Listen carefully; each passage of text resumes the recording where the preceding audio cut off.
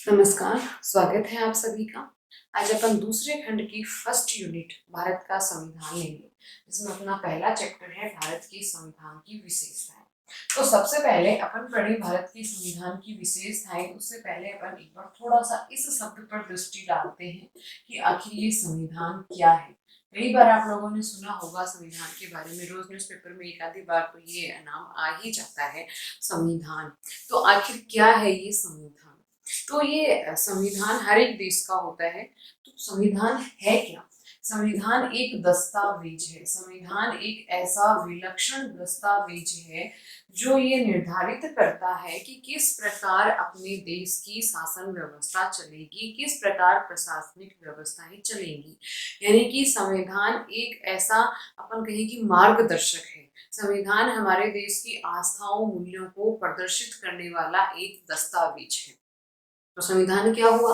संविधान एक दस्तावेज है। संविधान कुछ ऐसे नियम कानून या फिर तरीके हैं या फिर दिशा निर्देश हैं हमारी सरकारों को कि किस प्रकार से वो इस देश के अंदर, राज्य के अंदर शासन व्यवस्था चलाएंगी। क्या उस शासन व्यवस्था का, प्रशासनिक व्यवस्था का, राजनीतिक व्यवस्था का, आर्थिक व्यवस्था का उद्देश्य होगा, और उन उद्देश्यों को पूरा करने के लिए उनको किस प्रकार से, किन नियमों के तहत, किन कानूनों के तहत कार्य करने पड़ेंगे। यानी कि संविधान एक दस्तावेज है जो कि हमारे आस्थाओं को, हमारे मूल्यों को, हमारे विश्वासों को, हमारे सिद्धांतों को प्रकट करते हुए दिशा निर्देश देता है शासन व्यवस्था का। अब अपन बात करते हैं संविधान की विशेषताओं की, कि भारत के संविधान की दृष्टिकोण से अगर अपन बात करें तो अपन यहाँ आएंगे भारत के संविधान की विशेषताओं पर। तो जैसा कि आप सभी जानते हैं, भारत के संविधान का निर्माण एक संविधान सभा ने किया था, जो कि भारत की जनता द्वारा चुनी हुई थी। तो संविधान सभा ने भारत के संविधान का निर्माण किया था, जो कि 26 नवंबर 1949 को बनकर तैयार हो गया था। 26 नवंबर 1949 को, और इसके कुछ भागों को इसी दिन लागू कर लिया गया था। लेकिन 26 नवंबर 1950 को संपूर्ण देश में संपूर्ण रूप से हमारा संविधान लागू किया गया।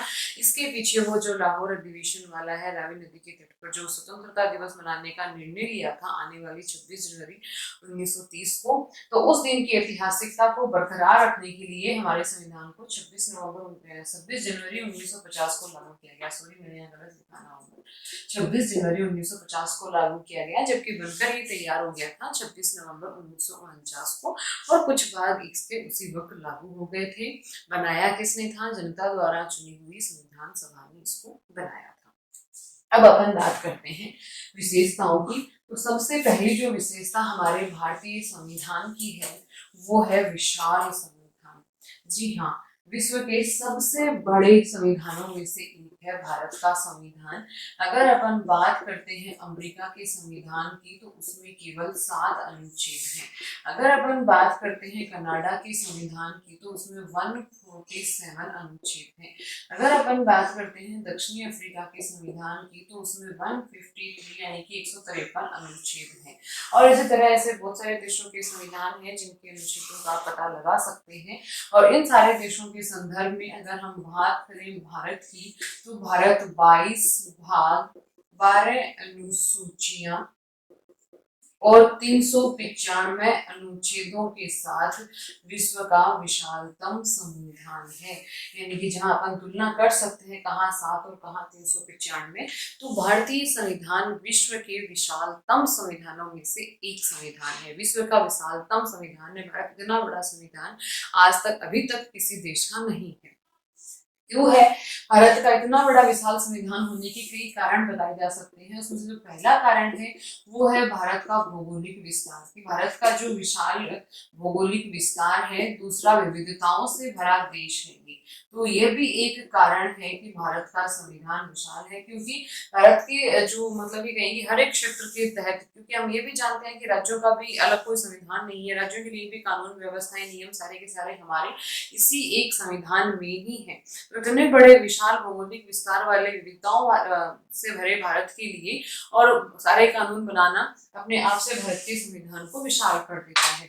दूसरा जो इसमें कारण है वो ऐतिहासिक कारण है, और ऐतिहासिक कारण में उदाहरण के तौर पर अपन ले सकते हैं 1935 के शासन अधिनियम को।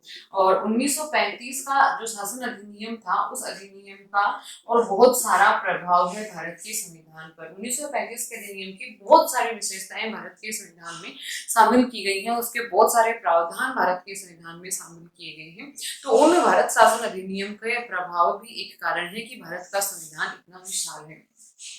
तीसरा एक कारण अपन दे सकते हैं कि राज्यों का, भारत के राज्यों का और कोई पृथक संविधान नहीं है। भारत के राज्य और केंद्र दोनों का ही एकल संविधान है। इस वजह से भी भारत का संविधान विशाल संविधान हो गया। चौथा कारण अपन दे सकते हैं कि ये जो मतलब कि क्या बोलते हैं, अपनी संविधान सभा थी, उसमें कानूनी प्रभुत्व वाले या फिर कहीं की जो वकील थे उनकी संख्या ज्यादा थी, कानूनी जानकारों की संख्या, कानूनी जानकार लिख देते हैं अपन यहाँ पर, कानूनी जानकार, कानूनी विद्वानों की संख्या ज्यादा थी संविधान सभा में। तो ये भी एक कारण बताया जाता है भारत के संविधान का विशेष विशाल होने का। तो कारण चाहे कोई भी हो, लेकिन भारत का संविधान विश्व का विशालतम संविधान है। ये भारत के संविधान की अपनी एक अनोखी अनोखी विशेषता है। फिर उसके बाद में अपन बात करते हैं सर्वोच्च एवं संप्रभु।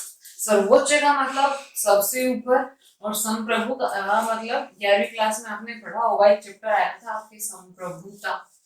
तो संप्रभु का मतलब वहीं से है। संप्रभु का मतलब जो स्वयं अपना प्रभु हो, जिस पर किसी और का कोई नियंत्रण ना हो, वो संप्रभु। तो सर्वोच्च भारत में, भारत का संविधान है वो सर्वोच्च है, इसके ऊपर इससे अलग कुछ नहीं है। यानी कि भारत में ऐसी कोई भी कानून व्यवस्था, ऐसी कोई भी मतलब की व्यवस्था, नियम जो संविधान के विरुद्ध जाते हैं वो अपने आप जीरो हो जाएंगे। यानी कि सबसे ऊपर जो भारत में है वो हमारा संविधान है, ना कोई सरकार है ना कुछ और है, सबसे ऊपर है हमारा संविधान। इस संविधान के अनुरूप, इस संविधान की मूल भावना के अंतर्गत, मूल ढांचे के अंतर्गत ही सारे कार्य होते हैं। केशवानंद भारती मामले में सुप्रीम कोर्ट ने कहा था कि भले ही 368 हमें संविधान में परिवर्तन की अनुमति देता है, लेकिन फिर भी जो संविधान का मूल ढांचा है वो प्रभावित नहीं होना चाहिए, मूल ढांचा अप्रभावित रहना चाहिए। यानी कि सर्वोच्च हमारा संविधान है, और जो हमारे संविधान की मूल थीम है वो कभी भी प्रभावित नहीं होनी चाहिए। जो मूल उद्देश्य है, जो हमारे संविधान की मूल चाहत है, मूल सिद्धांत है, वो प्रभावित कभी भी नहीं होंगे। और संप्रभु का मतलब है, संप्रभु में अपने संविधान का जो मतलब की लाइन है, प्रस्तावना, उसमें लिखा हुआ है कि हम भारत के लोग इसे आत्मार्पित, अधिनियमित और अंगीकृत करते हैं। तो यहाँ संविधान ने संप्रभु किसको बनाया है? जनता को बनाया है। भारत का संविधान है वो भारत की जनता द्वारा बना हुआ है, जनता के लिए बना हुआ है, और जनता ने ही इसको लागू किया है। तो भारत के संविधान ने जनता को संप्रभु बनाया है। किसी भी अन्य कोई शक्ति, बाहरी या आंतरिक, इसका कोई प्रभाव, कोई भी दबाव इस संविधान सभा पर नहीं था, और आज भी सरकार पर नहीं है। हमारी सरकारें संविधान के अनुरूप ही कार्य करती हैं, और संविधान है वो संप्रभु बनाता है जनता को। तो यानी कि जो शक्ति है, मूल शक्ति है संविधान की, वो भारत की जनता के अंदर निहित है। इसके ऊपर और कोई अन्य शक्ति कार्य नहीं करती है। यहाँ सर्वोच्च शक्तिशाली हमारा संविधान हमारे देश की जनता को बनाता है। तो ये मतलब है सर्वोच्च और संप्रभु लाने का, यानी कि सबसे ऊपर है संविधान हमारे देश के अंदर, और दूसरी बात ये शक्तिशाली बनाता है जनता को। तो इससे ऊपर और कोई दबाव या फिर कोई नियंत्रण नहीं है। फिर आता है कई स्रोतों से विहित। भारतीय संविधान को डॉक्टर अंबेडकर ने कहा है कि भारतीय संविधान का निर्माण विश्व के विभिन्न संविधानों को छान कर किया गया है। तो ये बात भी पूरी तरह सही है। भारतीय संविधान में जितनी सारी भी बातें हैं वो विश्व के बहुत सारे देशों की, लगभग सभी देशों के संविधानों का अध्ययन करके फिर उनमें से जो भी अच्छी अच्छी बातें थी उनको भारतीय संविधान में शामिल किया गया। जैसे कि अपन बात करते हैं मूल अधिकार की, तो जो मूल अधिकार हैं वो हमने लिए हैं अमेरिका के संविधान से। जैसे कि अपन बात करते हैं भारत के संविधान का जो ढांचा है, ढांचागत जो इसकी विशेषताएं हैं, लगभग वो सारी की सारी ली गई हैं 1935 के भारत शासन अधिनियम से। और अगर अपन बात करते हैं नीति निर्देशक तत्वों की, तो वो लिए गए हैं आयरलैंड के संविधान से। और तो इस तरह से बहुत सारी ऐसी विशेषताएं हैं जो कि अलग अलग देशों से हमने ली है, अलग अलग देशों से हमने ग्रहण की है। उपराष्ट्रपति का पद हमने अमेरिका के संविधान से लिया है, मूल अधिकार अमेरिका से लिया है, आयरलैंड की निर्देशक तत्व, आयरलैंड से लिए हैं नीति निर्देशक तत्व, रूस से लिए हैं मूल कर्तव्य, और 1935 के अधिनियम से लिए हैं हमारी जो ढांचागत विशेषता है वो, संसदीय व्यवस्था ली है हमने ब्रिटेन से। इस तरह से बहुत सारी विशेषताएं हमने अलग अलग देशों के संविधानों से ली है, यानी कि अलग अलग देशों के संविधानों का अध्ययन करके फिर हमारे संविधान को बनाया गया है, इसलिए ये कई स्रोतों से विहित है। लेकिन इसका मतलब ये नहीं है कि हमारा संविधान एक मौलिक दस्तावेज नहीं है या फिर अन्य देशों के संविधानों की नकल मात्र है, ऐसा कुछ भी नहीं है। भारतीय संविधान ने इन अलग अलग संविधानों से विशेषताएं ग्रहण जरूर की हैं, लेकिन अपने देश की परिस्थितियों के अनुसार, हमारे देश की जरूरतों के अनुसार, आवश्यकताओं के अनुसार उनमें मौलिक परिवर्तन किए गए हैं। इसलिए विभिन्न स्रोतों से विहित होने के बावजूद भी भारतीय संविधान एक मौलिक संविधान है, जो कि भारतीय जनता की आवश्यकताओं के अनुरूप तैयार किया गया है। भारतीय जनता को आवश्यक लोक कल्याणकारी सुविधाएं, एक अच्छी लोकतंत्रात्मक शासन प्रणाली प्रदान करने के लिए तैयार किया गया है। फिर अगली व्यवस्था आती है, अगली विशेषता आती है हमारे संविधान की, वो है संसदीय व्यवस्था। ये भी कक्षा 11 में आपने पढ़ा होगा, संसदीय व्यवस्था और अध्यक्षीय व्यवस्था दोनों में क्या अंतर होता है। देखिए, अध्यक्षीय व्यवस्था अगर अपन बात करें तो वो है अमेरिका की, और संसदीय व्यवस्था की अपन बात करें तो वो है ब्रिटेन की। जिन देशों में अध्यक्षीय व्यवस्था होती है, खासकर संघात्मक जो देश है, वहां पर अध्यक्षीय व्यवस्था पाई जाती है। यहाँ क्या होता है, एक ही कार्यपालिका होती है जो नाममात्र भी होती है और वास्तविक होती है, यानी कि यहाँ नाममात्र की कार्यपालिका नहीं होती है, केवल वास्तविक कार्यपालिका होती है। और यहाँ जो सर्वोच्च पद होता है वो राष्ट्रपति होता है, और इसके पास ही बहुत सारी शक्तियां होती हैं। रोजाना आप अखबारों में पढ़ भी रहे होंगे कि अभी अमेरिका में राष्ट्रपति के चुनाव होने वाले हैं, तो उससे रिलेटेड न्यूज आपने मतलब कि पढ़ी होंगी, देखी होंगी टीवी पर भी कि किस तरह से वह राष्ट्रपति का चुनाव होता है और राष्ट्रपति का पद वहां पर कितना बड़ा पद है। जबकि अपने यहाँ भारत में अपने लोकसभा के चुनाव में ही ऐसी खबरें सुनी होती हैं, चुनाव प्रचार आपने देखा होता है, राष्ट्रपति के चुनाव का तो पता तक नहीं चलता है लोगों को। इसका कारण क्या है, क्योंकि अपने यहाँ संसदीय व्यवस्था है जो कि ब्रिटेन में है। तो संसदीय व्यवस्था में क्या होता है, दो कार्यपालिकाएं होती है, एक होती है नाम मात्र की कार्यपालिका और दूसरी होती है वास्तविक कार्यपालिका। तो अपन ने ये अपनाई है संसदीय व्यवस्था। अपने यहाँ जो नाम मात्र की कार्यपालिका होती है वो होते हैं हमारे राष्ट्रपति, और जो वास्तविक कार्यपालिका होती है वो होते हैं हमारे प्रधानमंत्री और उनका मंत्रिमंडल, और सारी की सारी शक्तियां इनमें विहित होती हैं, यानी कि वास्तविक रूप से ये शक्तियों का इस्तेमाल करते हैं। तो इसलिए अपन ने संसदीय व्यवस्था को अपनाया है। क्यों अपनाया है संसदीय व्यवस्था को, क्योंकि ये जो प्रणाली है, अध्यक्षीय व्यवस्था है, ये शक्ति के विभाजन पर आधारित है। शक्ति का विभाजन किसका, कार्यपालिका और व्यवस्थापिका का। इसमें कार्यपालिका और व्यवस्थापिका में शक्तियों का विभाजन कर दिया जाता है, और ये एक दूसरे से बहुत ज्यादा समन्वय, सहयोग या मतलब नहीं रखती है। दोनों स्वतंत्र होकर अपना अपना व्यवस्थापिका, दोनों अपना अपना कार्य करती हैं। यहाँ संसदीय शासन व्यवस्था में क्या होता है, संसदीय शासन व्यवस्था में कार्यपालिका और व्यवस्थापिका में आपसी सहयोग और समन्वय होता है। इसके लिए संसदीय शासन व्यवस्था के लिए फिर डॉक्टर अंबेडकर का एक कथन है कि संसदीय शासन व्यवस्था में एक निश्चित अंतराल के बाद तो सरकार का मूल्यांकन होता ही है, बल्कि प्रतिदिन भी मूल्यांकन होता है। क्यों होता है प्रतिदिन मूल्यांकन, क्योंकि यहाँ हमें अधिकार है व्यवस्थापिका और कार्यपालिका से, यहाँ सवाल पूछे जाते हैं एक दूसरे के प्रति, क्योंकि व्यवस्थापिका उत्तरदायी होती है, तो कार्यपालिका उत्तरदायी होती है व्यवस्थापिका के प्रति। तो व्यवस्थापिका में कार्यपालिका से सवाल पूछे जाते हैं, सवाल उठाए जाते हैं, उसे अपने हर एक कार्य का जवाब देना होता है, तो प्रतिदिन इसका मूल्यांकन होता है। ये है कार्यपालिका व्यवस्थापिका में सहयोग, समन्वय और सामंजस्य। तो इसलिए अपन ने संसदीय शासन व्यवस्था को अपनाया, ना कि अध्यक्षीय शासन व्यवस्था। फिर अगली जो विशेषता अपने भारतीय संविधान की आती है वो है मूल अधिकार। सबसे पहली बात तो ये मूल अधिकार है क्या, तो मूल अधिकार भारतीय संविधान द्वारा जनता को दिए गए ऐसे अधिकार हैं जिनको कि न्यायालय का भी संरक्षण प्राप्त होता है। यानी कि ये मूल अधिकार क्या है? मूल अधिकार संविधान हमें प्रदान करता है। और किसको प्रदान करता है? प्रत्येक भारतीय नागरिक को प्रदान करता है।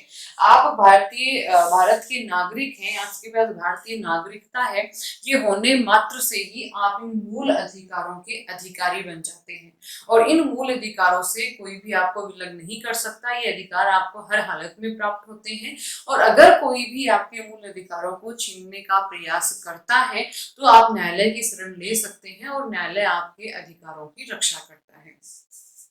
बात करते हैं अपन मूल अधिकारों की। तो जो मूल संविधान था हमारा, जो कि 1949 में बनकर तैयार हो गया था, उस मूल संविधान में 7 मौलिक अधिकार अपन को दिए गए थे। मूल अधिकारों को मौलिक अधिकार भी कहा जाता है। तो 7 मूल अधिकार या 7 मौलिक अधिकार हमें दिए गए थे। सबसे पहला जो मूल अधिकार है वो है समानता का अधिकार। एक बात और, जो हमारे संविधान में मूल अधिकार दिए गए हैं वो भाग 3 में है और अनुच्छेद 12 से 35 तक है। मूल अधिकार भारतीय संविधान में भाग 3 में अनुच्छेद 12 से 35 तक। सबसे पहला जो अधिकार है वो है समानता का अधिकार, ये अनुच्छेद 14 से 18 तक है। दूसरा जो अधिकार है वो है स्वतंत्रता का अधिकार, जो कि अनुच्छेद 19 से 22 तक है। और तीसरा जो अधिकार है वो है शोषण के विरुद्ध अधिकार। शोषण के विरुद्ध अधिकार। वैसे मूल अधिकारों नीति निर्देशक तत्वों में अपने 12th क्लास में एक पूरा चैप्टर है, लेकिन इस बार 2021 की जो एग्जाम होने वाली है उसमें हटा दिया गया है उस चैप्टर को। शोषण के विरुद्ध अधिकार ये अनुच्छेद 23 और अनुच्छेद 24 में है। फिर उसके बाद में चौथा अधिकार है धार्मिक स्वतंत्रता का अधिकार। धार्मिक स्वतंत्रता का अधिकार ये अनुच्छेद 25 से लेकर अनुच्छेद 28 में है। फिर उसके बाद में है शिक्षा एवं संस्कृति का अधिकार। शिक्षा एवं संस्कृति का अधिकार ये अनुच्छेद 29 और 30 में है। फिर उसके बाद में है संवैधानिक उपचारों का अधिकार। संवैधानिक उपचारों का अधिकार, ये अधिकार क्या है? अगर इन कोई अधिकारों को आपसे छीनता है तो इस अधिकार के तहत आप न्यायालय में शरण ले सकते हैं। संवैधानिक उपचारों का अधिकार ये अनुच्छेद 32 में है। एक और अधिकार जो कि अनुच्छेद 31 में था, है नहीं, संपत्ति का अधिकार। इस अधिकार को 44वें संविधान संशोधन के द्वारा, 44वां संविधान संशोधन, उसके द्वारा इसको हटा दिया गया है और इसको हटाकर अब एक सामान्य अधिकार बना दिया है। यानी कि वर्तमान में भारतीय संविधान में हमारे पास 6 मूल अधिकार हैं, ना कि 7 मूल अधिकार हैं। ठीक है, तो इस बात को अच्छे से ध्यान रखना है कि जो मूल संविधान था उसमें मूल अधिकार थे हमारे पास 7, जो कि 1949 में बनकर तैयार हुआ था, 1950 में लागू हुआ था। उसमें हमारे पास 7 मूल अधिकार थे। लेकिन 44वां संविधान संशोधन किया गया था 1978 में, तब हमारे मूल अधिकारों की संख्या 7 से घटकर 6 हो गई है। अब हमारे पास 6 मूल अधिकार हैं। समानता का अधिकार, स्वतंत्रता का अधिकार, शोषण के विरुद्ध अधिकार, धार्मिक स्वतंत्रता का अधिकार और संवैधानिक उपचारों का अधिकार। अब देखिए, एक और अधिकार जो कि शिक्षा का अधिकार है, उसको भी मूल अधिकार बनाया गया है। तो फिर अब आप कहेंगे कि इसका मतलब वापस हमारे पास 7 अधिकार हो गए, लेकिन ऐसा कुछ नहीं है। अपन ने देखा स्वतंत्रता का अधिकार 1922 तक है, तो शिक्षा के अधिकार को इसी के अंतर्गत, स्वतंत्रता के अधिकार के अंतर्गत ही अनुच्छेद 21 कै में और मूल अधिकार बनाया गया है।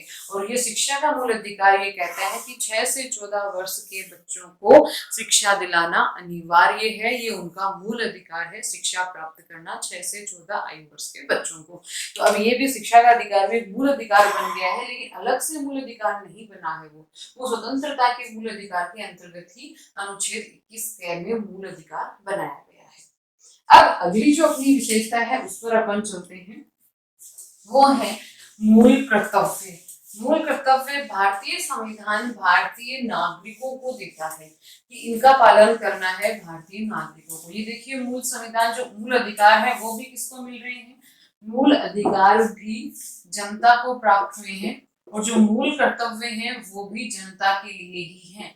संविधान ये अपेक्षा करता है, राज्य की अपेक्षा करता है कि जनता इन मूल कर्तव्यों का पालन करेगी।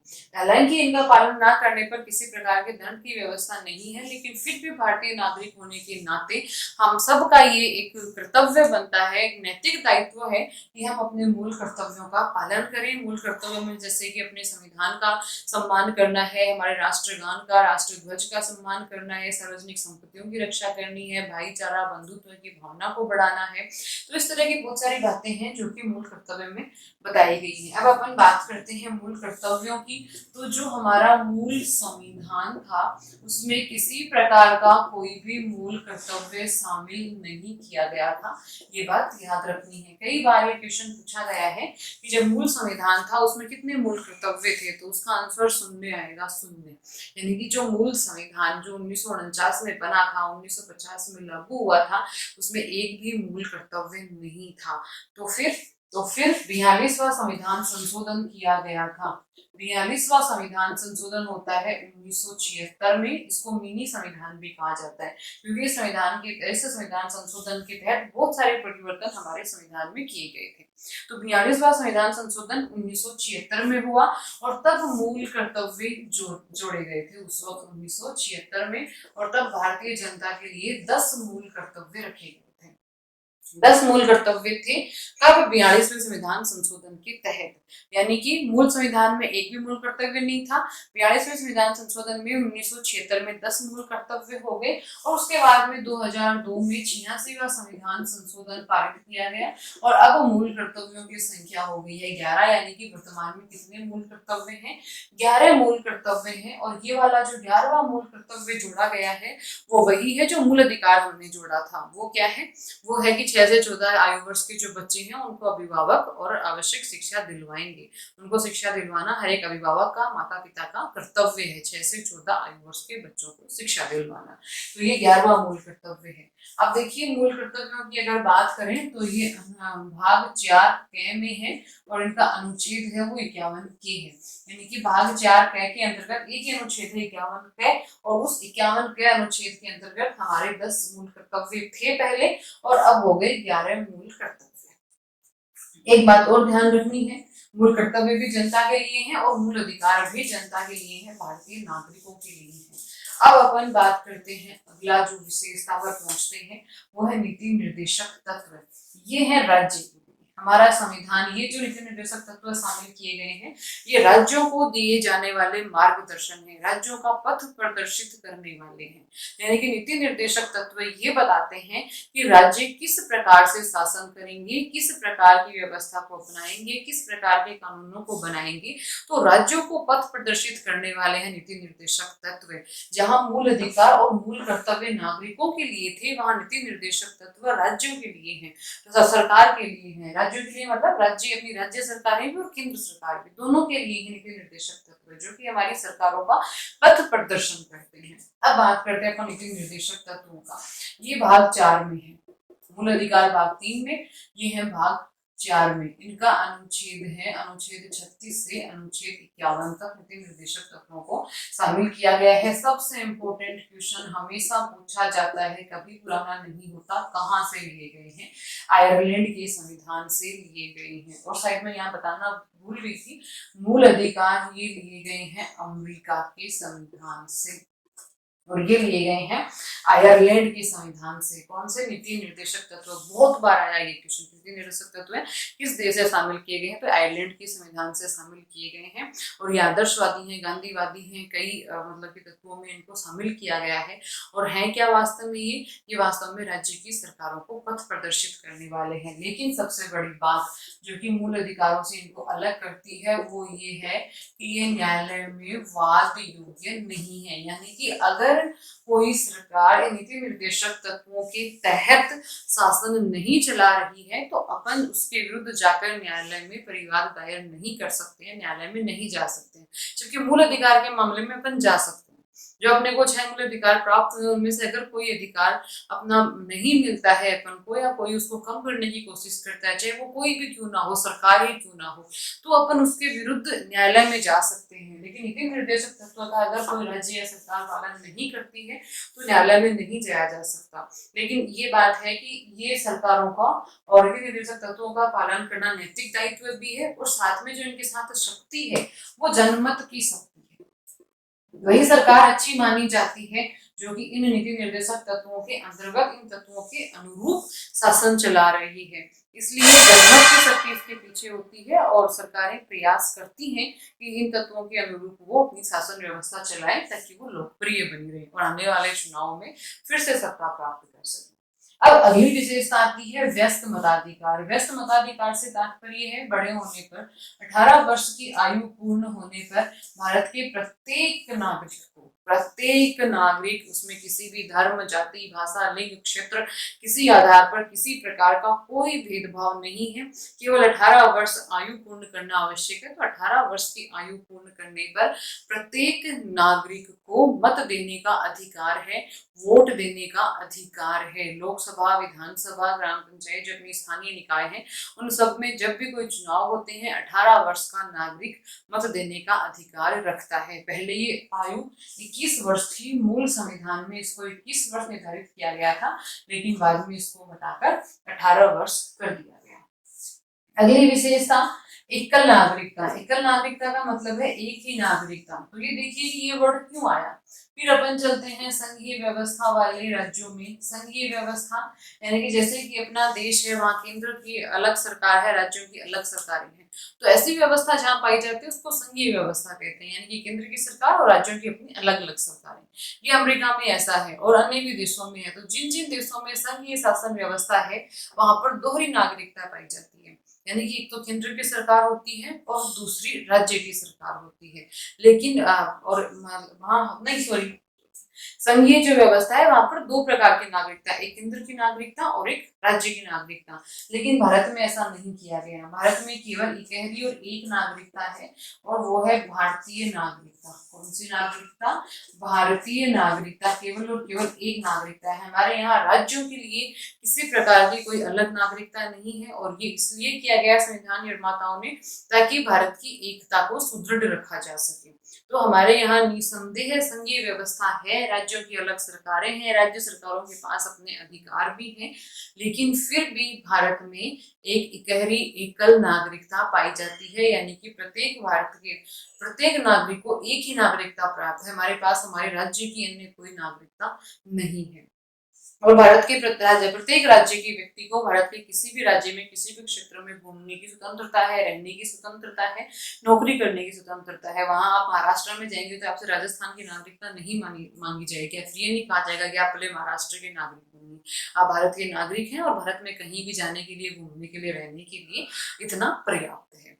फिर एक और विशेषता अपन ले लेते हैं। वैसे भारत के संविधान की बहुत सारी विशेषताएं हैं, लेकिन एक ही वीडियो में अगर अपन इसको शामिल करेंगे तो बहुत लंबा हो जाएगा वीडियो। एटलीस्ट 10 तो अपन कर लेते हैं। तो एक और विशेषता अपन ले लेते हैं, वो है लिखित एवं निर्मित। भारत का संविधान निर्मित है, यानी कि यूं ही परंपराओं से नहीं बना कि जैसे मतलब परंपराओं से धीरे धीरे कानून बनते चले गए, उस तरह से नहीं है। एक संविधान सभा द्वारा, जो कि भारत की जनता ने चुनी थी, तो संविधान सभा द्वारा और मतलब कि इसका निर्माण किया गया। 2 वर्ष 11 माह 18 दिन हमारे संविधान को बनने में लगे, और हमारे संविधान निर्माताओं ने काफी इस पर बहस की, काफी देशों के संविधानों का अध्ययन किया, और इस प्रकार से हमारा संविधान का जो प्रारूप है, जो आज का रूप है, वो हमारे सामने आया 2 वर्ष 11 माह 18 दिन के अंदर।